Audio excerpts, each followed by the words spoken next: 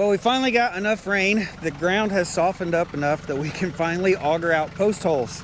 I've attempted this a couple times with no luck, and today we're good, but it's gonna freeze. So we got limited amount of time to get all these holes punched in the ground. So today I'm using the 2515 with the 9-inch post hole digger on there. We're putting in 6-inch wooden posts. We're gonna have them 3 feet deep, 5 feet tall. But then we also got some 6-inch pole barn posts that are 12 foot tall, and we're gonna incorporate them in this fence line right here. And that's gonna be one side of a covered hay feeder that we're just gonna incorporate into this fence. And it'll be a round bale feeder in the future, but we just need to get the posts in while we're doing this.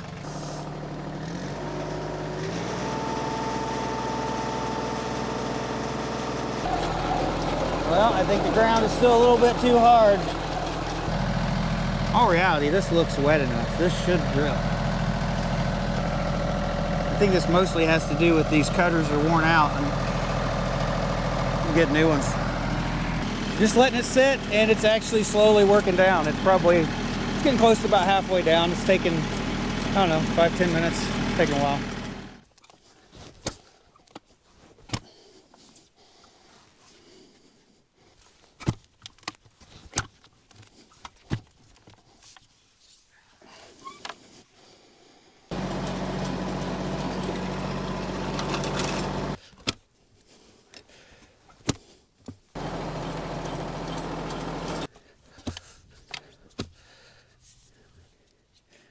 Oh yeah, I made it. Whew, about time.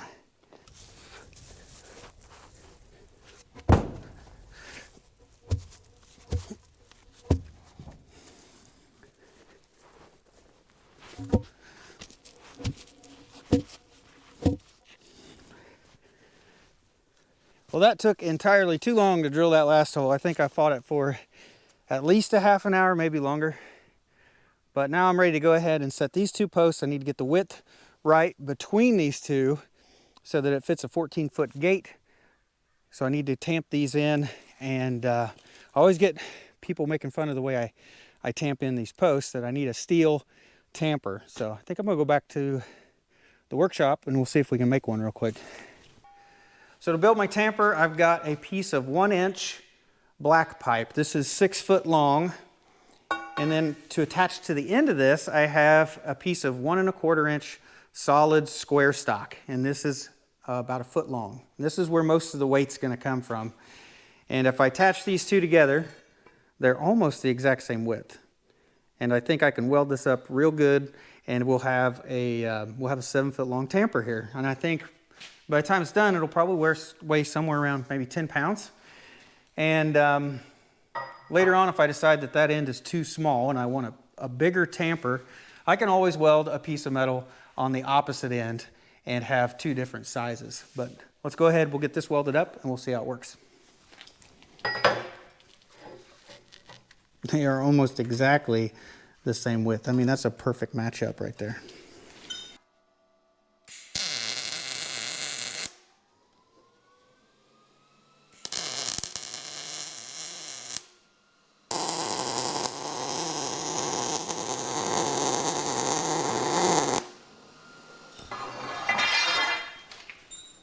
All right, see how straight it is. Well, it don't look bad. I don't think it looks too crooked. So let's go ahead, take this out, tamp in some posts. Man, I thought I was going to wear my arm out with that post hole digger. I think I'm gonna wear my arms out with this.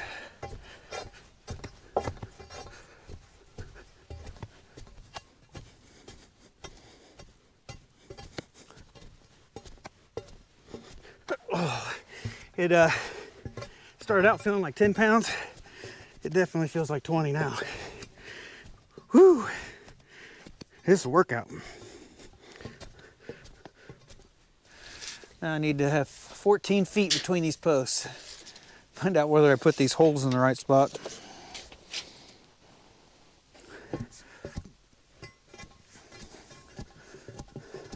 So now I'm going to run a string from the pasture over to our new fence post. Just Gonna go ahead and mark my next 3 posts. Hopefully they'll drill. Just kind of making a starter hole for them so that they line up perfectly. As perfect as an auger bit can be, I guess.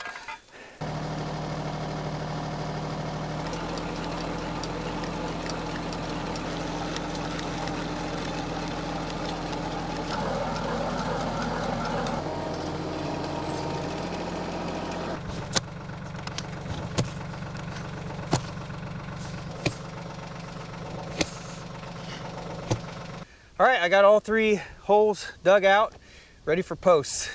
And I do mean dug out because the auger only went about 1.5 feet deep, and then it just got too hard and I had to go the rest of the way with the post hole digger. So I'm definitely worn out and we ain't even done yet.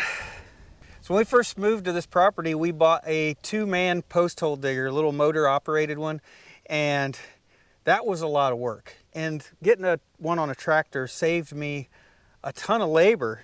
But it's been a definitely a love-hate relationship, that is for sure, because this basically works on gravity to drill. And it doesn't really weigh that much to begin with, and the soil just has to be right. And the other problem is, I think that this drill bit, I think the cutting teeth are worn out on it. This 9-inch drill bit is the one I always have trouble with. It seems like I've got 12-inch and I've got a 6-inch. And those seem to work. And I think it's strictly these cutting teeth. I'm gonna have to definitely look up. I tried sharpening these and that didn't end up helping probably a year or so ago. And I just think I'm gonna have to take them off and see if I can find a direct replacement.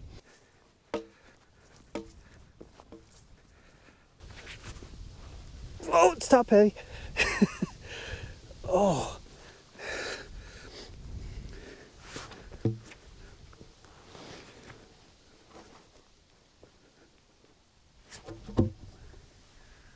All right, first post in for the new round bale feeder. I think this one's heavier than the last one. Oh, there we go. Oh man, this thing feels light compared to those others.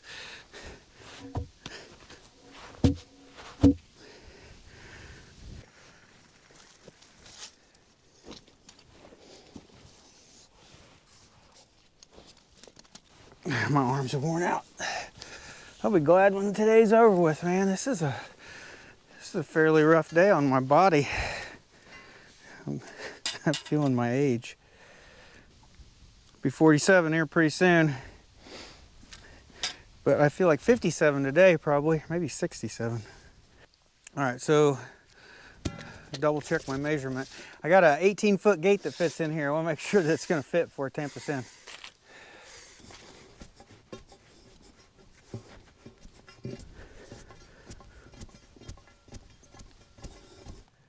All right, we got all the posts up, and if you look down them, I think they're fairly straight.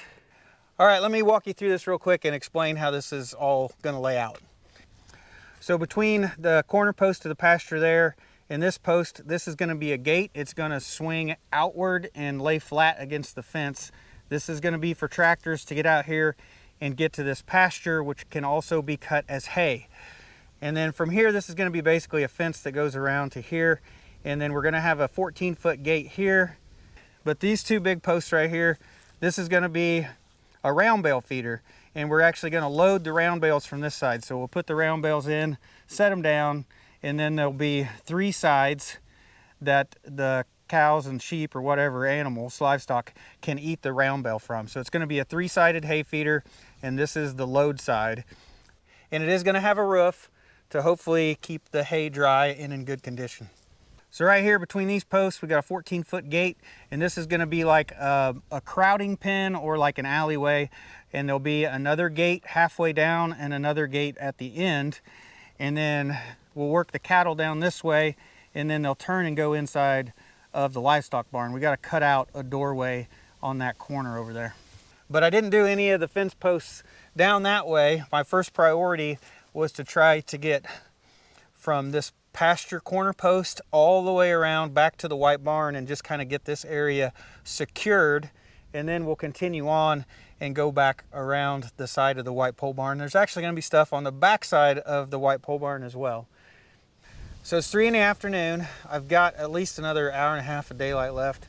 I could probably continue on and drill some more posts, but it's 34 degrees out here. It's just been just above freezing all day today, and I am worn out. I mean, I am honestly, that tamper wore me out. So it did a way better job tamping the dirt than what I previously used, which was actually just a cut down 2x4, like into like a 1.5 by 1.5, and it was probably 4 times the amount of work because it just weighed so much more. But I honestly, I could tell a huge difference in how well it tamped the post. I guess I thought in the past what I was doing was tamping it good enough, but I could tell a huge difference using an actual metal tamper. I mean, it just really packed the dirt down, so it almost felt like you were almost hitting concrete. It would get so hard. So tamper did an excellent job.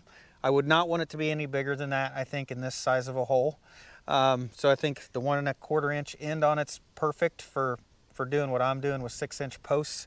Probably not big enough, I guess, if I was putting in 4-inch posts, but well, it depends on which size hole you drill. But it definitely did a good job. I think I like it the way it is, and but I am definitely worn out. I have to get a weight on that thing and find out how much it really weighs, but by the time you're done, it feels like it's like 25 pounds. And I know it's probably 10 pounds, maybe even like 7 or 8. It may be surprisingly less than what I think it is. But anyway, at least I got some more stuff done today, making a little bit more progress here. The next thing I'm going to do is probably going to get some of the gates out and weld some wire fence on them, and then start putting gates along here. And for where I load this round bale, there's actually going to be a gate right here where I load this round bale. A 6-foot gate's going to fit in right there. It's going to swing open so I can put the bale in there, and then it'll latch shut. So I've got an 18-foot, a 6-foot, and a 14-foot gate that's all going to go in this area. So I need to get those all welded up with some stock panels on them so that the sheep can't get through them. And then we'll be ready to come back out here, get those hung, and I've got some boards to put on this fence, just like we put boards back there on that fence back there, so that it all kind of matches. Anyway, I think that's it for today's video, so I hope you guys have a great day. I'll see you in the next one.